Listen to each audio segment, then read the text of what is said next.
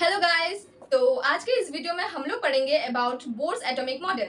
तो Bohr's atomic model से पहले वीडियो में हमने क्या पढ़ लिया था अबाउट रदरफोर्ड एटॉमिक मॉडल, और इससे भी पहले वीडियो में हमने पढ़ लिया था अबाउट थॉमसन एटॉमिक मॉडल।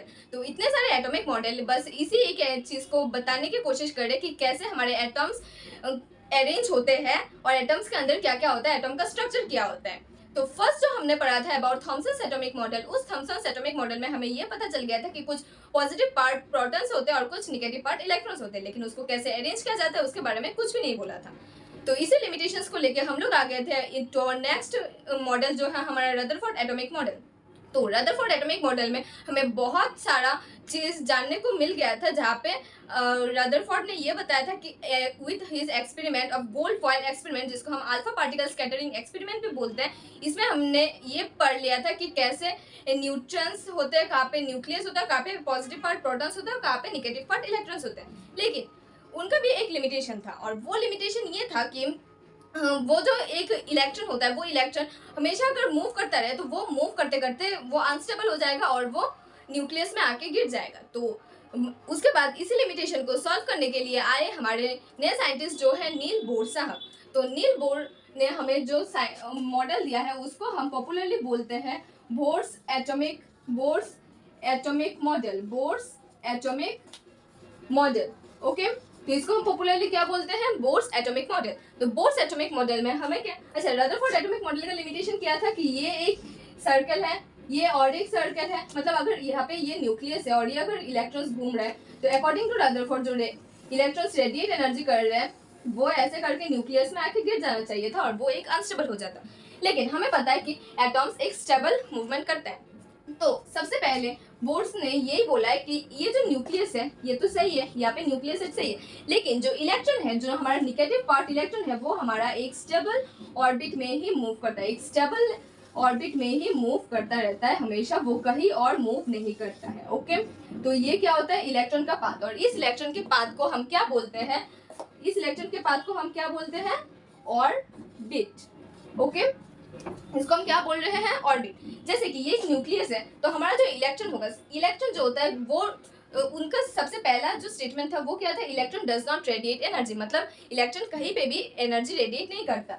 उसके बाद उन्होंने बोला कि इलेक्ट्रॉन्स जो मूव करते हैं वो एक स्टेबल ऑर्बिट पे ही मूव करते हैं, लाइक वो इस ऑर्बिट में इसका कुछ एनर्जी लेवल है, वो इसी ऑर्बिट में जो इलेक्ट्रॉन आता है वो इसी ऑर्बिट में मूव करेगा, सेकंड वाला इसी ऑर्बिट में मूव करेगा और थर्ड वाला इसी ऑर्बिट में ही मूव करेगा। तो ये जो एक एक लाइन मैंने बनाया है इसको हम क्या बोलते हैं, energy level.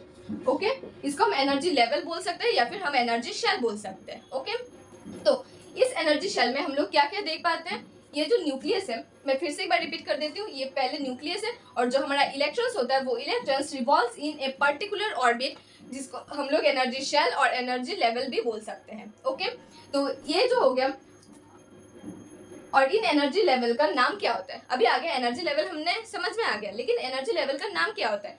First energy level जो होता है उनका नाम हमने दिया है के, उसके बाद एल, उसके बाद एम। तो इसको हम क्या बोलते हैं, के शेल, ये हो गया एल शेल और ये हो गया एम शेल। इसी तरह अगर तुम और भी बनाओगे ऑर्बिट तो ये K L M N O P ऐसे करके जाता रहेगा। ओके, तो मैं फिर से एक बार बना देती हूँ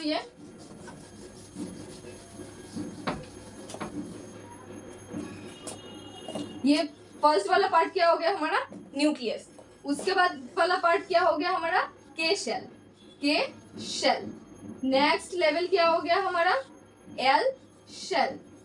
उसके नेक्स्ट लेवल क्या हो गया हमारा, एम शेल।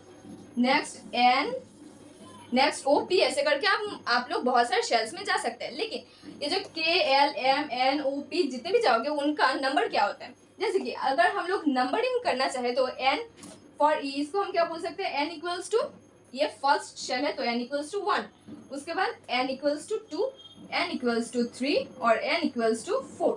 ठीक है, हम लोग ऐसे करके लेवलिंग कर सकते हैं। और आप हायर क्लासेस में, जब अभी आप लोग 9th के लेवल में पढ़ रहे हो, जब आप सेम चीज़ को क्लास 11th और क्लास 12th में पढ़ोगे तब आपको हर एक सीरीज का आपको नाम बोला जाएगा, जो होता है Lyman series, Balmer series, Pascal series, इन सब सीरीज का एक नाम बोला जाएगा।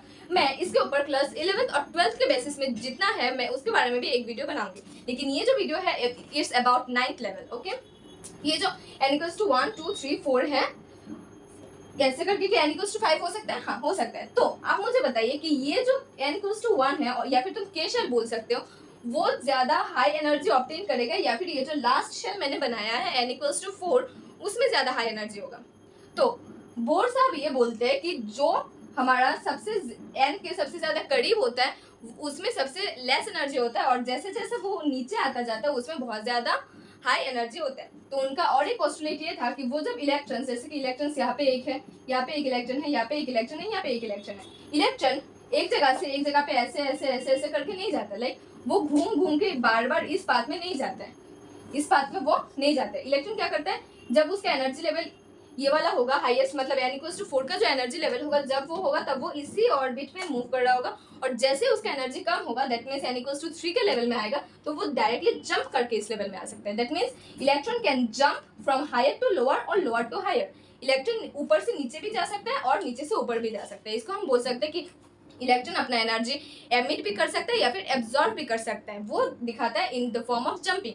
वो कंटिन्यूअस डिक्रीज नहीं होता, वो डायरेक्ट जंप करके आता है। ओके, तो अभी ये जो मैंने बोला कि एमिट करता है और ऑब्जर्व करता है, क्योंकि लास्ट यहाँ पे समझ लो, मैं एक एग्जांपल दे रही हूँ। यहाँ पे हमारा एनर्जी लेवल है 20 नहीं होता, मैं एग्जांपल दे रही हूँ 20, और यहाँ पे मैंने बोल दिया था कम, तो यहाँ पे समझ लो हमारा 10 है। हाँ, मतलब n इक्वल्स टू 1 के लिए 10, n इक्वल्स टू 4 के लिए 20। समझ में आया? तो यहाँ पे जो इलेक्ट्रॉन है, मैं यहाँ पे फिर से बनाती हूँ, ये देखो n1 n2 n3 n4। इसका आंसर आप लोग खुद दोगे। जैसे कि यहाँ पे हमारा 10 मैंने बोल दिया और यहाँ पे मैंने 20 बोल दिया। तो इलेक्ट्रॉन जब यहाँ से, मतलब लोअर एनर्जी लेवल जो ये है, लोअर एनर्जी लेवल से जब हायर एनर्जी लेवल पे जाएगा, मतलब n इक्वल्स टू 1 से n इक्वल्स टू 2 पे जब जाएगा, वो क्या कर रहा होगा? एनर्जी को एब्जॉर्ब करेगा या फिर एनर्जी को एमिट करेगा? बोलो। तो नीचे से यहाँ पे n इक्वल्स टू 1 से n इक्वल्स टू 2 में जब जाएगा, वो क्या करेगा?